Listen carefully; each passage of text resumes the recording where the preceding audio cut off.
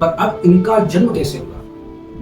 हम सब राधाष्टमी मना रहे हैं ना, तो इनका जन्म कैसे हुआ, इनका प्राकट्य कैसे हुआ, जो अति सूक्ष्म है, पूर्व अवतारों में कभी प्रकट नहीं हुई, श्री कृष्ण अवतार में क्यों आई? इन सब बातों को जानना चाहिए। जय श्री राधे। जो अनभिद्य अनादि अखंड अछेद अकाम है, जिनको वेद निरंजन निराकार कहकर पुकारता है, अंत में नेति नेति कह देते हैं, श्रुतियां नेति नेति कह देती हैं कि इनका वर्णन हम नहीं कर सकते। वो परब्रह्म, वो परमात्मा तत्व, वो कौन है? तो कहा ईश्वरा परमा कृष्णा सच्चिदानंद विग्रह। वो सच्चिदानंद भगवान, वो परमात्मा तत्व जो उपनिषदों में वेदों में कहे गए, तो वो श्री कृष्ण ही है। जो ब्रह्म निर्गुण निराकार है, अगर वो साकार सगुण होगा तो श्री कृष्ण रूप होगा। ये संहिताओं का मत है, भागवत जी का मत है। श्रीमद् भागवत कह रही है एतेच अंश कला पुंसा कृष्णस्तु भगवान स्वयं। कोई कोई भगवान के अंश अवतार है, कोई कोई कला अवतार है, पर श्री कृष्ण तो परिपूर्णतम भगवान ही है, पूर्ण रूप से भगवान है, इसमें कोई संशय नहीं, कोई डाउट नहीं। और ऐसे श्री कृष्ण जिनकी कई युग युगांतर से ऋषि मुनि महापुरुष आराधना कर रहे हैं, सेवा कर रहे हैं, उनके दर्शन के लिए ललायित होना चाह रहे हैं। कई महर्षि राम रूप में उनका इंतजार प्रतीक्षा करते हैं, वर्षों वर्षों तपस्या करते हैं। कोई आग की धुनी रमाता है, कोई जल में बैठकर साधना करता है। वही परम पुरुष श्री कृष्ण, वो श्री कृष्ण क्या कर रहे हैं? तो राधा आराधन तत्पर, वो तो श्री किशोरी जी की आराधना कर रहे हैं। वो श्री लाडली जी, श्री किशोरी जी की सेवा परिचर्या में लगे हैं। यस्या कदापि वसनांचल खेलनोत धन्याति धन्य पवनेन कृतार्थमानी योगेंद्र दुर्गम गतिर मधुसूदनोपि तस्या नमोस्तु वृषभान भुवो दिशे। जब श्री किशोरी जी के सुंदर सी श्री चुनरी से सुंदर वायु देवता की ये जो वायु है वो आकर श्री कृष्ण को लगती है, तो वो जो योगियों के लिए भी दुर्लभ श्री कृष्ण है, वो भी आह्लाद को प्राप्त कर लेते हैं। ऐसी श्री किशोरी जी को हम प्रणाम करते हैं। तो ये तो रस का भाव है। अब इसका सिद्धांत क्या है? क्या है राधा तत्व? अगर बात करी जाए तो राधा तत्व मूर्तिमान आह्लाद है। ये आह्लाद क्या है? प्रसन्नता। ये आनंद जो है, सच्चिदानंद का जो आनंद है, वही श्री राधा है। इतनी सी बात समझने की है। लोग कहते हैं श्री राधा जी का नाम तो है नहीं, अरे बाद में जोड़ दिया जाए। अरे तत्व है। क्या सिद्धांत है? सिद्धांत ये है, जब ये सृष्टि बनी, भगवान कहते हैं भागवत जी में अहमेव समेवाग्रे नान्यत यत् सत् सत्परम। जब मैं था, जब ये मैं ही संसार के आदि में हूँ, मैं ही इसके बाद भी हूँ, विनाश हो जाएगा तब भी मैं ही रहूंगा, सत असत जो भी दिख रहा है वो मैं ही हूँ। पर ऐसा ब्रह्म, उसके अंदर इच्छा नहीं आ सकती थी, क्योंकि अगर इच्छा आएगी तो विकार हो जाएगा, दोष बनेगा। तो इच्छा नहीं आ सकती। जिस इंसान के अंदर इच्छा नहीं है, भैया इच्छा होगी, प्यास लगेगी तभी तो पानी पियोगे, तो वो तो निष्क्रिय पड़ा रहेगा। तो वो ब्रह्म चेतन होते हुए भी निष्क्रिय था।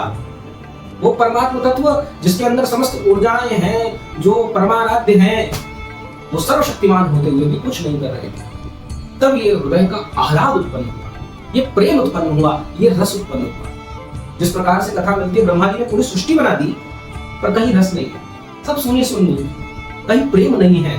तब श्री सरस्वती का आगमन हुआ, तो वो रस लेकर आई। ऐसे ही श्री कृष्ण के संदर्भ श्री राधा रानी स्वरूप। कौन है श्री राधा रानी? श्री कृष्ण ही श्री राधिका। एकम ज्योति रघु द्विधा राधा माधव रूपकम। हमारे ब्रज के संत कहते हैं प्रेम के खिलौना है ये। एक प्रेम रूपी समुद्र है, उसमें से दो खिलौना बन गए, किशोरी जी और एक ठाकुर जी। अब दोनों में अंतर क्या? अंतर कुछ नहीं, अंतर तो मति का है। तो ऐसे श्री ठाकुर जी, ऐसी श्री लाडली जी हैं, इनका हम भाव कर रहे हैं, इनकी हम सुंदर कथा का श्रवण करने जा रहे हैं। वो कौन है? ये तो हमने थोड़ा जानने का प्रयास करा। यद्यपि बताने का सामर्थ्य हमें तो बिल्कुल नहीं है, किसी में नहीं है संसार में, पर शास्त्र के आधार से थोड़ा बहुत बता सके। पर अब इनका जन्म कैसे हुआ? हम सब राधाष्टमी मना रहे हैं ना, तो इनका जन्म कैसे हुआ, इनका प्राकट्य कैसे हुआ, जो अति सूक्ष्म है, पूर्व अवतारों में कभी प्रकट नहीं हुई, श्री कृष्ण अवतार में क्यों आई? इन सब बातों को जानना चाहिए। प्रत्येक वैष्णव को जानना चाहिए, प्रत्येक कृष्ण भक्त को जानना चाहिए, प्रत्येक सनातन धर्म का पालन करने वाले सदाचारी, वर्ण आश्रम मर्यादा का पालन करने वाले सदगृहस्थ को जानना चाहिए। तो कहाँ मिलता है श्री राधा जन्म की कथा? ऐसा कोई पुराणों में स्पष्ट नहीं।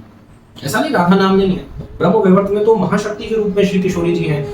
दैनिक भागवत में भी किशोरी जी का नाम स्मरण आता है, शिव पुराण में भी आता है, और पद्म पुराण में, ब्रह्मांड पुराण में, ऐसे करते बहुत सारे पुराणों में आता है, पर जन्म की कथा स्पष्ट रूप से नहीं होती। तो इसीलिए अलग अलग पुराणों की कथा को एकत्रित कर, एक साथ संकलित कर, आपके सामने ये कथा का हम भाव करें। तो क्या श्री राधा रानी का जन्म हुआ था?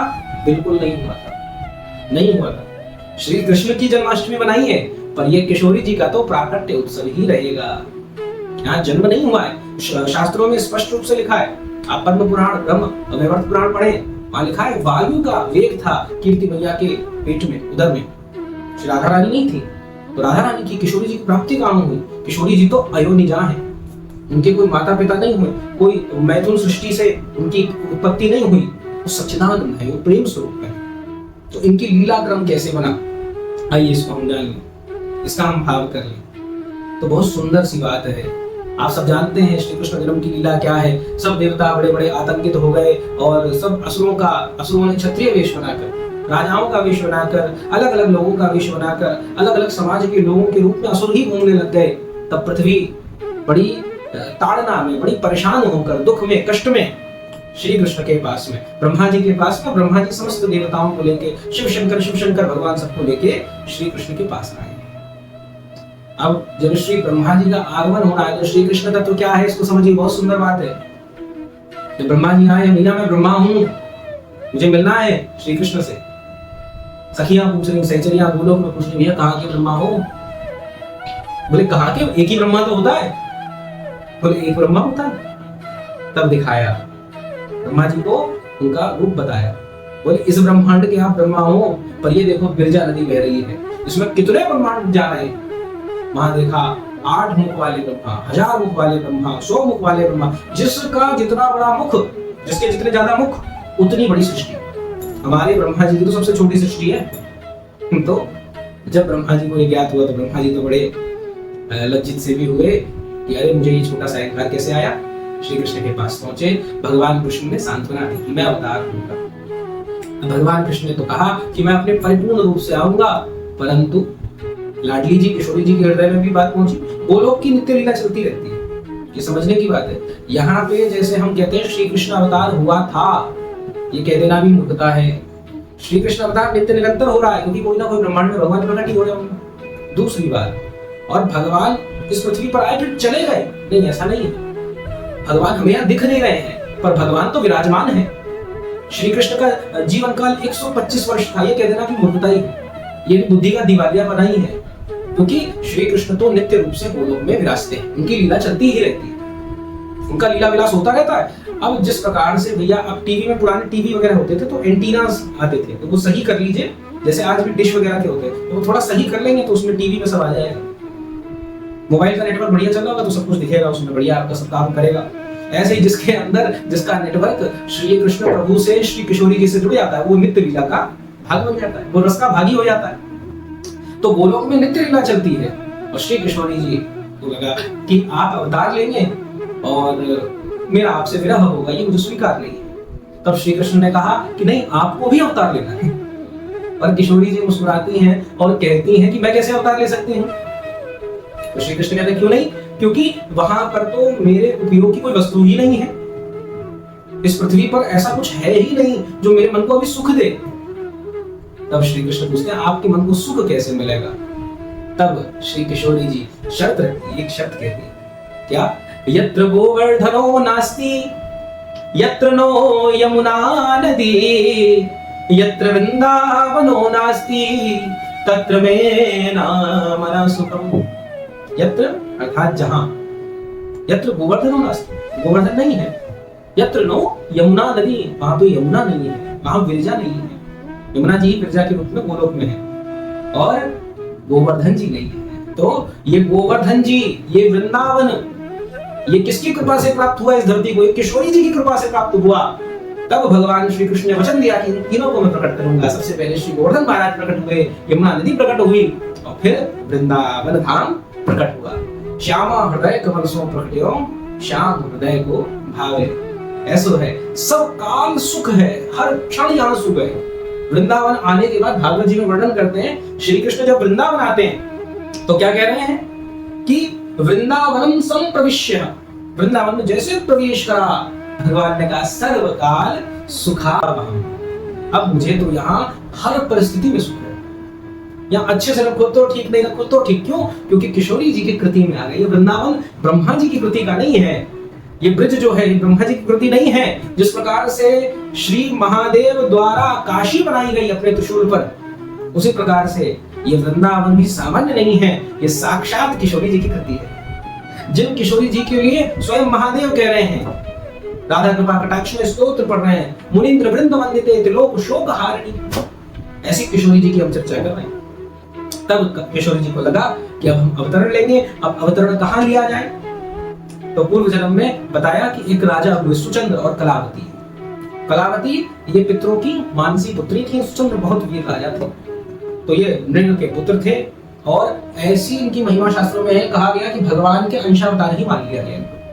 तब इन्होंने तपस्या करी है और भगवान ब्रह्मा से मुक्ति मांगी, पर इनकी धर्म पत्नी को लगा नहीं, मुक्ति नहीं, मुक्ति से भी ऊपर हमें क्या भक्ति चाहिए। और जब भक्ति का भाव करा तब ब्रह्मा जी तो अत्यंत प्रसन्न हो गए। जिस प्रकार से ब्रह्मा जी ने ही धरा और वसु जो नंद बाबा और यशोदा मैया पूर्व जन्म में तपस्या करी, तो ब्रह्मा जी ने वरदान दिया कि भगवान तुम्हारे प्रकट होंगे। ऐसे ही ब्रह्मा जी ने वरदान दिया कि वो भगवान की भी जो आह्लादनी शक्ति है, भगवान की भी जो परम शक्ति है, वो आपके यहाँ प्रकट होंगे, जो परमाराध्या है वो आपके यहाँ प्रकट होंगे। ऐसा उनको भाव था। तो यही आगे जाकर यहाँ पर द्वापर में कलावती जो है वही कीर्ति मैया बन गई है और सुचंद्र जो है वही वृषभानु जी बन गए हैं। तो उनको ये सौभाग्य मिला। और ब्रह्मा जी की कहने पर कि भगवान अवतार ले रहे हैं, क्यों? क्योंकि भगवान का वचन है अहम भक्त पराधीना, मेरे भक्त ने कुछ कह दिया तो मैं उसकी बात टाल नहीं सकता। और भगवान का सबसे पहला भक्त ही ब्रह्मा जी। भाई ब्रह्मा जी हम सबके पितामह है ना, तो जब प्रकट हुए सबसे पहले प्रभु की भक्ति तपस्या नाम जब जो भी करा वो भगवान ब्रह्मा ने ही करा। इसीलिए भगवान अपने भक्त की वाणी नहीं टालते, किशोरी जी भी अपने भक्त की वाणी नहीं टालते। तब श्री किशोरी जी का भाव बना। और यहाँ सुंदर ग्रंथ संहिता में महर्षि का वर्णन करते हैं, नारद जी कथा सुना रहे हैं। उस समय वहां पर भाद्रपद महीना था, भादों के महीने में श्री कृष्ण आए। श्री लाडली का आगमन भी भादों के महीने में ही हुआ, पर श्री कृष्ण कृष्ण पक्ष में और श्री किशोरी जी शुक्ल पक्ष में। तिथि भी सेम ही है, एक ही अष्टमी की तिथि पे ही। और श्री कृष्ण बुधवार को, बुध वासर के दिन वासरे भगवान का प्राकट्य है, और श्री किशोरी जी सोमवार के दिन वहां पर प्रकट हुई। और कहा मध्याह्न के समय वहां पर। यहाँ हमारे जो ब्रज के रसिक लोग कहते हैं, अरे भाई वही दोपहरी में क्यों किशोरी जी प्रकट हुई, इतनी सुकोमल लाडली है। वहां उन्होंने वर्णन करा कि आकाश में बादल छा गए, शीतल वातावरण हो गया। बोले नहीं, हमारी किशोरी जी का प्राकट्य तो प्रातः काल, उनको दर्शन प्रमाण भी मिले। तो उसी भाव से, और ऐसा भी मान सकते हैं प्रातः काल में कमल में किशोरी जी प्राप्त हुई और इधर दोपहर में उत्सव चालू हो गए। जैसे दो जन्माष्टमी का भाव होता है, एक तो भाई कारागार में प्रकट हुए, दूसरे दिन सबको पता चला नंदोत्सव। तो ऐसे ही वहां पर किशोरी जी का आगमन होने वाला।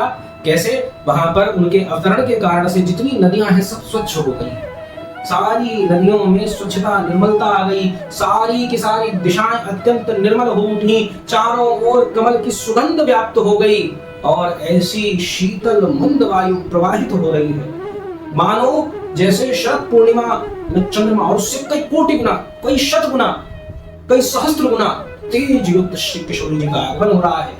श्री वृषभानु जी को इस सब बातों का पता था, पूर्व जन्म का ज्ञान था। उनको पता है कि किशोरी जी अयोनि जाए, कहीं से प्रकट नहीं होंगी, और कीर्ति मैया को आनंद देने के लिए वो उनको ये भाव था कि मेरे गर्भ में ही श्री राधा है।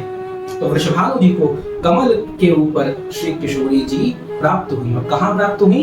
तो ऐसा कहते हैं ब्रजवासी जन कि रावल गांव में, यहाँ से मथुरा से 10-12 किलोमीटर कुछ दूर होगा, वहां पर रावल गांव है, वहीं पे कुंड बना है, वहां पे आज भी कमल वगैरह खूब बढ़िया खिलते हैं। तो वहीं पर यमुना जी पहले वहां तक आती थी और यमुना जी से ही श्री किशोरी जी कमल के ऊपर सुंदर सुंदर भाव से उनको प्राप्त हुई। वृषभानु जी ने किसी को पता न चलने दिया, अंदर आगे कीर्ति मैया के प्रसव आदि का भाव हुआ और उधर श्री लाडली के उन्होंने दर्शन करे। उनको ये लग रहा है कि मेरी कन्या ही प्रकट हुई है। और जैसे श्री किशोरी जी का प्राकट्य हो गया तो कह रहे हैं जिनके दर्शन बड़े बड़े देवताओं के लिए भी दुर्लभ थे, अरे तत्वज्ञ मनुष्य जो भगवान को जान चुके हैं, सैकड़ों जन्मों तक यज्ञ करें, तपश्चर्या करें, जाप करें, वो भी इनकी झांकी नहीं पा पाते, पर आज वही एक गोप के यहाँ कन्या बनकर, लाली बनकर प्रकट हुई है। बोलो श्री राधा प्यारी की जय हो।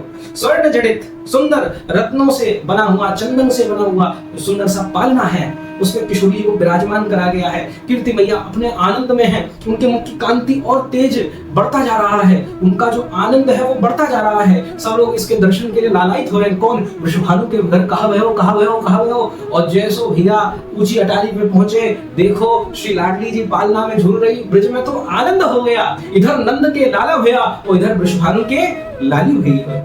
अरे महाराज, सब अत्यंत हर्ष में हो गए, सब नाचने लगे, कूदने लगे, गाने लगे। बड़े बड़े देवता, साधारण जीव क्या कहें, साधारण मनुष्य की क्या करें, बड़े बड़े देवता लोग लाइन में लगकर, एक एक बड़ी लंबी लाइनें लगी हुई हैं, और उसमें लगकर वहां पे श्री ब्रह्मा जी, श्री नारद जी, सनकादि कुमार, गर्ग जी, बड़े बड़े महामुनि सब लोग प्रतीक्षा कर रहे हैं कि हमें किशोरी जी के दर्शन हो जाएं। नारद जी वहां पहुंचे, आहा, दर्शन की कामना करी, पर तेज इतना है कि देख ही नहीं पा रहे।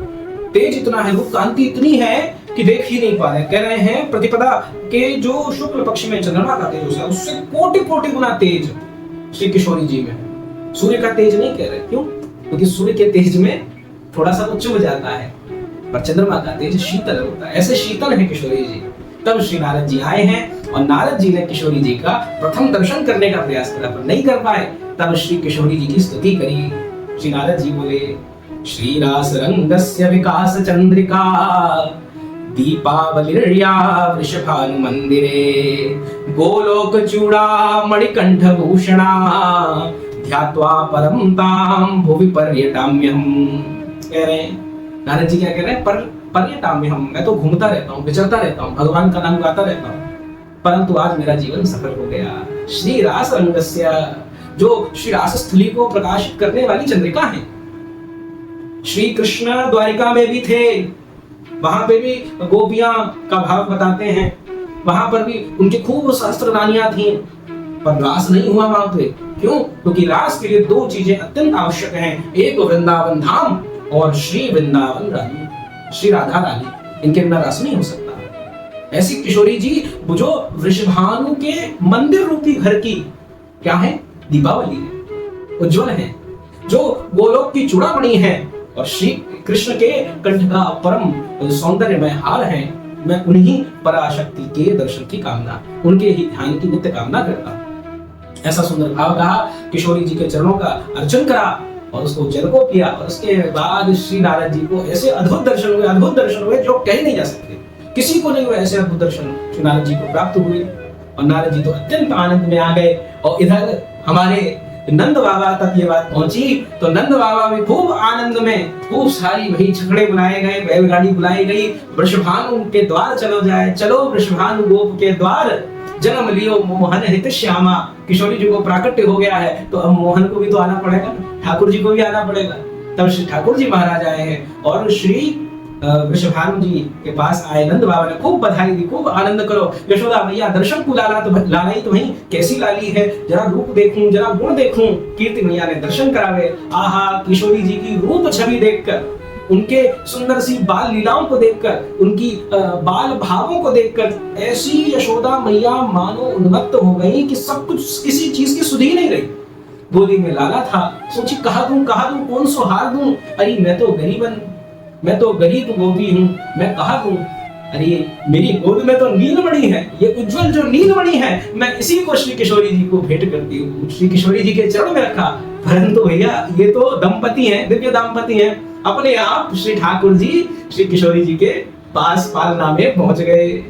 ऐसा सुंदर आनंद, पूरे फरसाना में धूम होने लग गई, पूरे ब्रज में आनंद हो गया, और इस ब्रज को, इस वृंदावन को श्री वृंदावन रानी का सामिप्य मिल गया। श्री कृष्ण मणिहारिणी कहकर जब पुकारा यशोदा मैया ने, तो आहा, किशोरी जी मुस्कुराने लगी, आनंद में आ गई। ऐसा सुंदर भाव हुआ। और आज भी आप इस भाव का दर्शन हमारे यहाँ ब्रिज में, वृंदावन में कर सकते हैं। सुंदर सुंदर मंदिरों में खूब सज्जा, खूब भाव होता है। ऐसे ही बरसाने में श्री किशोरी जी श्री लाडली लाल महाराज के मंदिर में जाकर दर्शन करें, और अपने वृंदावन में श्री राधा वल्लभ मंदिर में दही कांधों का आनंद लें। दूध दही की नदी बहा दी गई महाराज। आए तो सब सफेद सफेद पहन के थे, पर ऐसी दूध दही की छींटा पड़े, हल्दी मिश्रित दूध दही पड़ा कि सब पीले पीले हो गए। चारों ओर आनंद ही आनंद हो गया। ऐसे श्री वृषभानुजा, ऐसी श्री लाडली कीर्ति कुमारी किशोरी जी के चरणों में बारंबार प्रणाम है। बोलिए श्री लाडली लाल की। जय जय श्री राधे श्याम।